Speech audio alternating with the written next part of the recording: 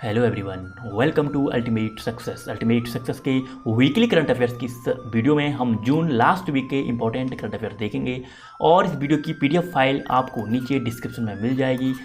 PDF आप हमारे Telegram channel से भी डाउनलोड कर सकते हैं। टेलीग्राम चैनल का लिंक भी आपको नीचे मिल जाएगा। ई पंचायत पुरस्कार 2020, तो जो 2020 का ई पंचायत पुरस्कार है वो किसे मिला? तो ये मिला है हिमाचल प्रदेश को। हिमाचल प्रदेश ने ई पंचायत पुरस्कार 2020 जीता, तो ये जीता है हिमाचल प्रदेश ने। तो हिमाचल प्रदेश के जो सीएम हैं वो हैं जयराम ठाकुर और बंडारू दत्तात्रेय यहाँ के गवर्नर हैं। केंद्रीय मंत्री जितेंद्र सिंह ने हाल ही में किस स्थान पर दो पुलों देविका और पुनेजा का उद्घाटन किया? तो दो ब्रिज हैं, पुल हैं, देविका और पुनेजा। इसका उद्घाटन किया गया है जम्मू एंड कश्मीर में। बीआरओ ने, जो बॉर्डर रोड ऑर्गेनाइजेशन है, इसने बनाया है इन दो पुलों को जम्मू एंड कश्मीर में। और कुछ टाइम पहले मैं आपको बताया था बीआरओ ने एक और पुल बनाया है, उसका नाम है डेपरिजो पुल। ये बनाया था अरुणाचल प्रदेश में। जो डेपरिजो पुल है ये बनाया था अरुणाचल प्रदेश में। केंद्रीय मंत्रिमंडल ने किस राज्य के कुशीनगर हवाई अड्डे को अंतर्राष्ट्रीय हवाई अड्डा घोषित किए जाने के लिए मंजूरी दे दी है? तो जो उत्तर प्रदेश है, उत्तर प्रदेश का जो हवाई अड्डा है कुशीनगर, अब इसको इंटरनेशनल एयरपोर्ट के नाम से जाना जाएगा। भारत के बाहर पहला योग विश्वविद्यालय वायु नाम से किस शहर में खोला गया?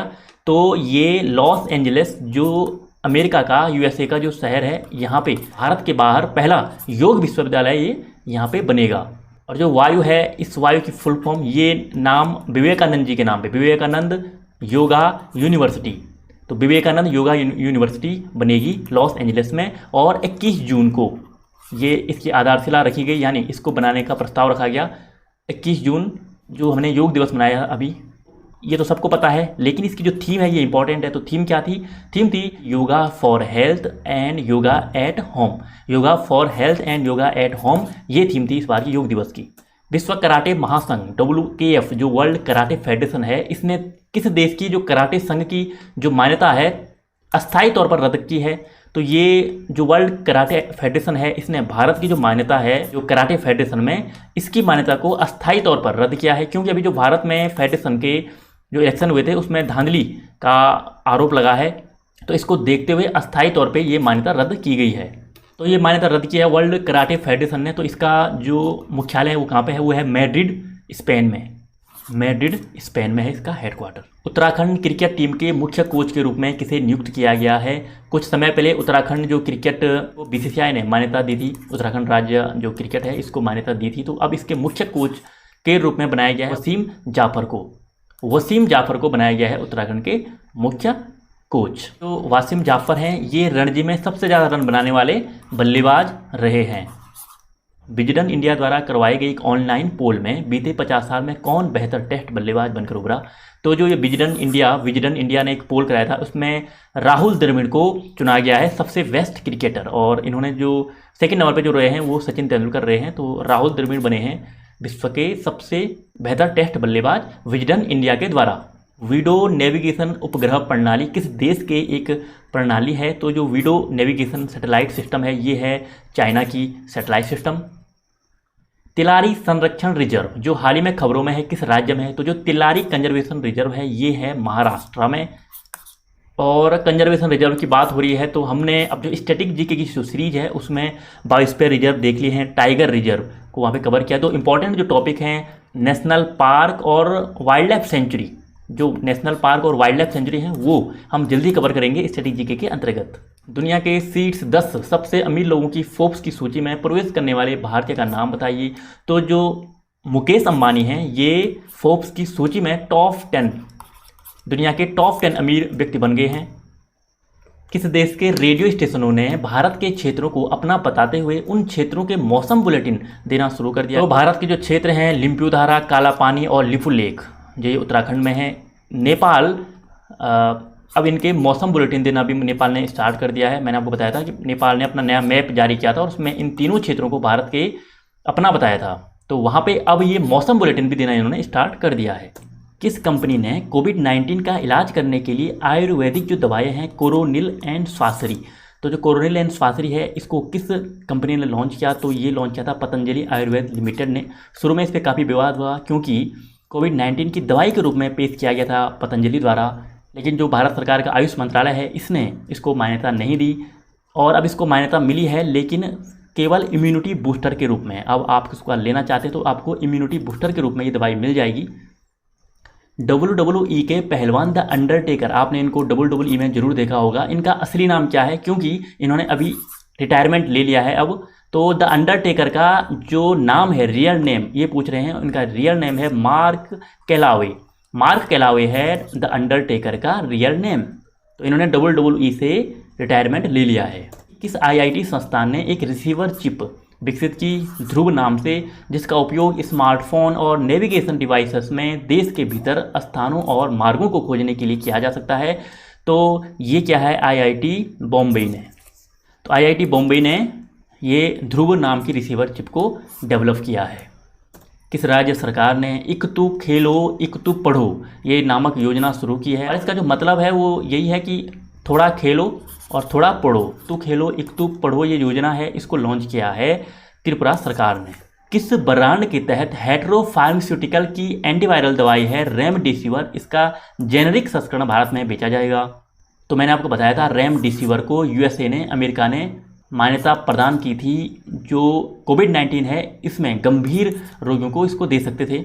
अब इसका जेनेरिक संस्करण कोविफर नाम से भारत में इसको तीसरी बार ट्रायल का हुआ है और अब इसको बेचा जाएगा। और ये भी कुछ रोगियों को, वो सिम्टम्स के आधार पे कुछ रोगियों को ये दवाई दी जा सकती है। मेरापी पर्वत, जो माउंट मेरापी है, यह पर्वत जो हाल ही में फटा किस देश का एक सक्रिय ज्वालामुखी है? तो ये जो मेरापी पर्वत ज्वालामुखी है ये है इंडोनेशिया का।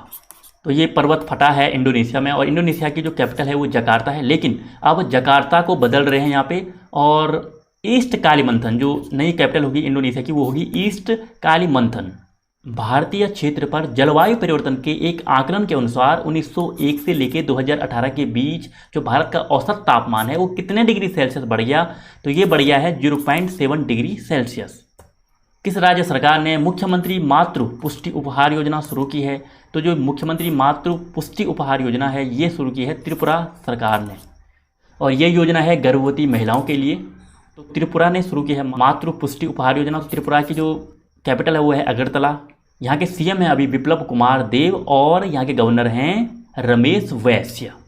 अगला क्वेश्चन देखते हैं, एविएशन वेदर मॉनिटरिंग सिस्टम को पाने वाला देश का पहला एयरपोर्ट जो कौन बना है? तो जो एविएशन वेदर मॉनिटरिंग सिस्टम है इसको पाने वाला देश का पहला एयरपोर्ट बना है केम्पेगौड़ा अंतर्राष्ट्रीय हवाई अड्डा।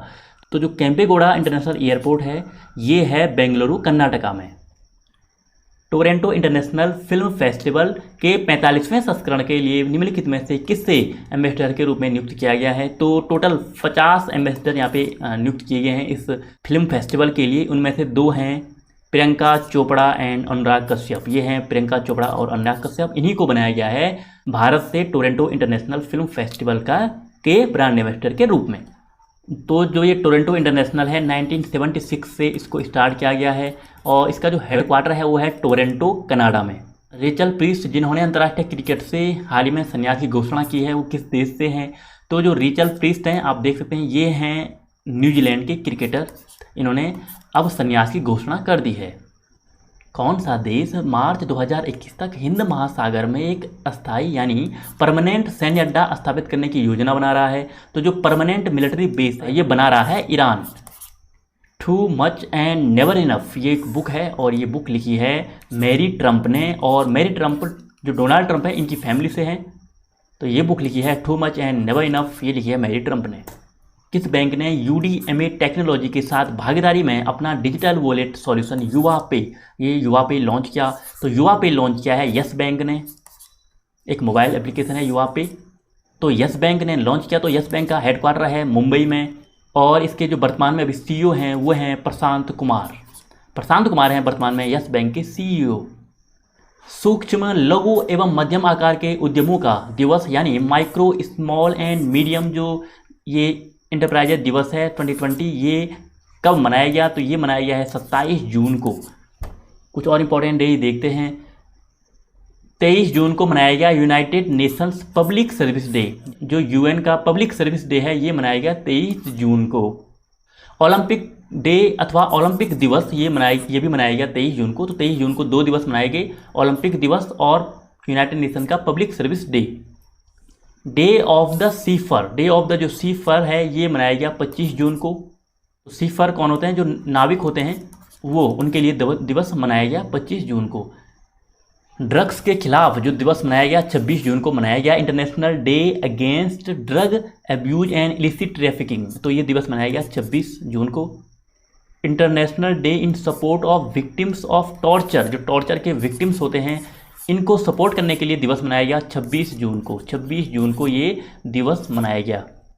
राष्ट्रीय सांख्यिकी दिवस यानी नेशनल स्टैटिक्स डे मनाया गया 29 जून को। और जो फादर ऑफ जो इंडियन सांख्यिकी हैं पीसी महालनोबिस के जन्म दिवस पे ये दिवस हम मनाते हैं, सांख्यिकी दिवस।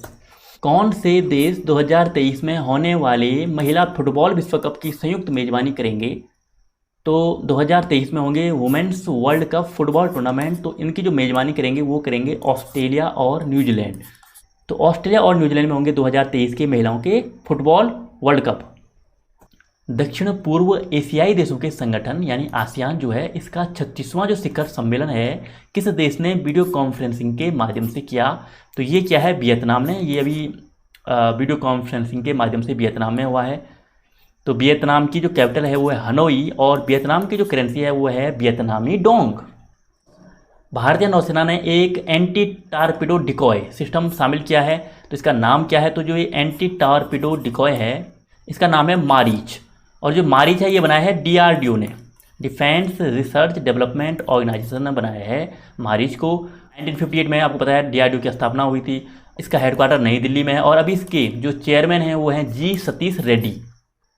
ये शामिल किया है नौसेना ने। तो जो नौसेना भारतीय नेवी है इसके एडमिरल कौन है? अभी इसके एडमिरल हैं एडमिरल करमबीर सिंह। गोधन न्याय योजना किस राज्य ने शुरू की है? तो गोधन न्याय योजना है ये है छत्तीसगढ़ राज्य की।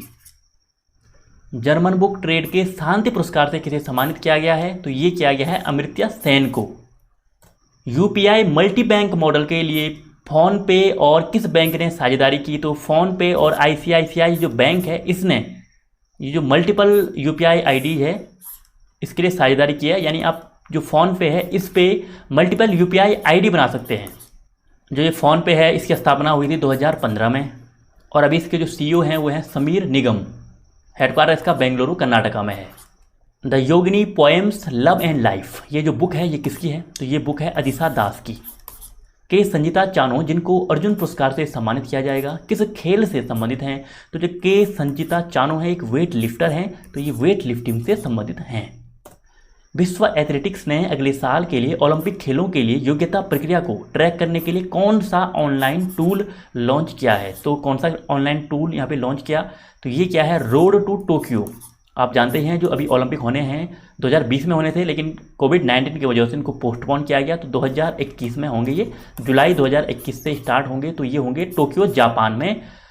कौन से देश ने 2023 में पहले पर्यटक यानी टूरिस्ट को स्पेस वॉक पर ले जाने का ऐलान किया है? तो जो पहले टूरिस्ट को स्पेस वॉक कराएंगे वो कराएगा रसिया। पंजाब की पहली महिला चीफ सेक्रेटरी कौन बनी है? तो जो first women chief secretary of Punjab बनी है बिनी महाजन। 1987 जो बैच है इसके आईएएस ऑफिसर हैं बिनी महाजन और पहली महिला बनी है ये चीफ सेक्रेटरी ऑफ पंजाब। और स्टैटिक जीके में फर्स्ट वुमेन इन इंडिया, मैंने लास्ट स्टैटिक जीके में इस टॉपिक पे वीडियो बनाई थी, फर्स्ट वुमेन इन इंडिया। तो अगर अभी तक आपने वो वीडियो नहीं देखी ऊपर आई बटन पे आपको वीडियो मिल जाएगी। ग्लोबल स्टार्टअप इकोसिस्टम रिपोर्ट 2020 में शीर्ष 30 में जगह बनाने वाली एकमात्र भारतीय शहर कौन सा है?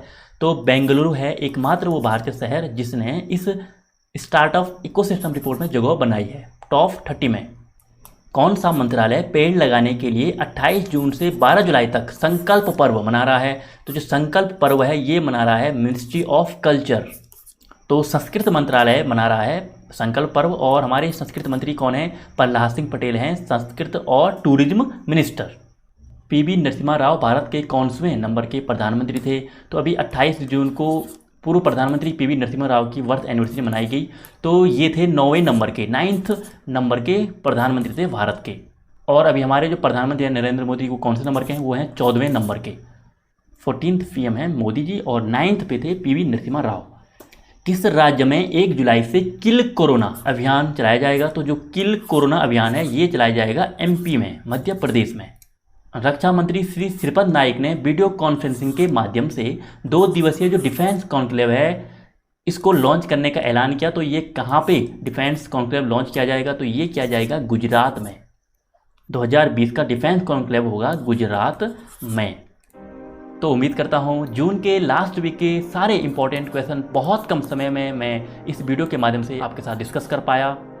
तो अगर आप चैनल पे नए हैं तो प्लीज़ चैनल को सब्सक्राइब जरूर कर देना। साथ में जो ये बड़ी घंटी आपको दिख रही है ये भी बिल्कुल बराबर में आपको सब्सक्राइब बटन के दिख जाएगी, ये भी आपको ज़रूर प्रेस करनी है। तो मिलते हैं आपसे अगली वीडियो में, तब तक के लिए आपका बहुत बहुत धन्यवाद।